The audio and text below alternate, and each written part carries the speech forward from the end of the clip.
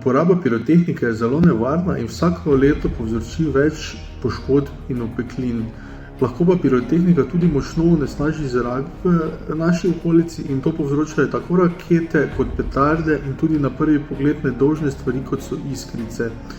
Za doseganje različnih efektov in barv se uporabljajo v pirotehničnih sredstvih številne kemikalije, ki lahko predstavljajo nevarnost za naše zdravje.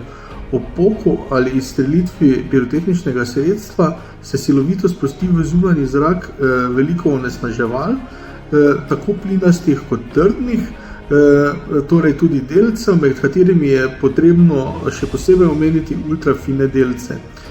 Ti delci, ki imajo premir manjši od 0,1 mikrometer, lahko zaradi svoje majhne mase še več dni ali celo več tednov prisotni v zraku, dokler jih ne spere dež.